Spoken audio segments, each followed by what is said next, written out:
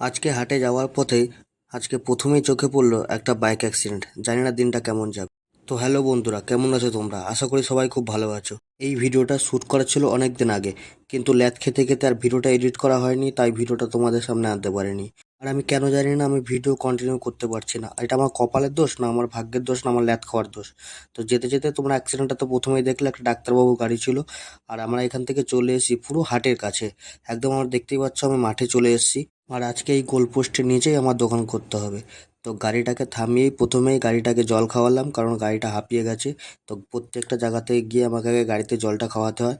আর সামনেও সব দোকানদাররা চলে এসছে, কিন্তু এসে এখনও কেউ দোকান করেনি। তো আমার দোকান করা হয়ে গেছে। কি করা যাবে, সব মাল টাঙাচ্ছে আর আমি দোকান করতে করতে হাঁপিয়ে গেছি।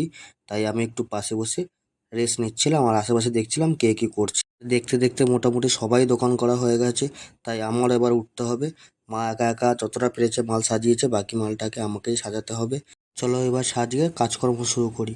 তো দেখতে দেখতে রাত হয়ে গেল। আজকে বাজারের অবস্থা খুবই খারাপ, তাই সামনে দাদা রেগে সব সন্ধেবেলাতেই মাল গোটাতে শুরু করে দিয়েছে। দেখো গাড়িও লোড হয়ে গেছে দাদা, এবার আমাদেরও মাল গোটাতে হবে। আজকে এমনি মুডটা খারাপ হয়ে গেছে, কারণ আজকে বেচাকেনা খুবই খারাপ।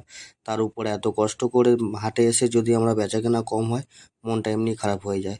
এত মাল সাজিয়ে এত মাল গাড়িতে তুলে নিয়ে এসে দোকান করে বেচাকেনা করে তারপরে যদি বেচাকেনা ভালো না হয়, মনটা এমনি খারাপ হয়ে যায়। তোমরা আগের ব্লগে দেখেছো যে আমাদের বেচাকেনা ভালো হয়েছে বলে আমরা কতটা খুশি ছিলাম, আর আজকে কতটা দুঃখিত বাজারটা ভালো হয়নি বলে।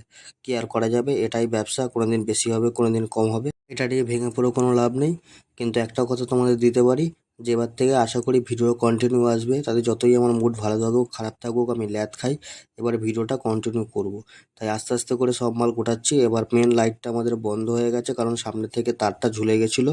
বুঝতেই পারছো হাটের ব্যাপার, বাইকগুলো যাচ্ছিলো, তাই সব লাইটগুলো বন্ধ করে দিতে হয়েছে একটা এমার্জেন্সি লাইট জ্বালিয়ে। অন্ধকারের ভিতরে সব মাল গোটানো হচ্ছে। বা তাড়াতাড়ি করে গুটিয়ে গাড়িতে সব মালগুলোকে লোড করে নিয়ে আমাকে এবার বাড়ির পথে রওনা হতে হবে। এমনিই প্রচণ্ড গরম, তাই আর ভালো লাগছে না, তাই তাড়াতাড়ি করে গুটিয়ে বাড়ি যাচ্ছি।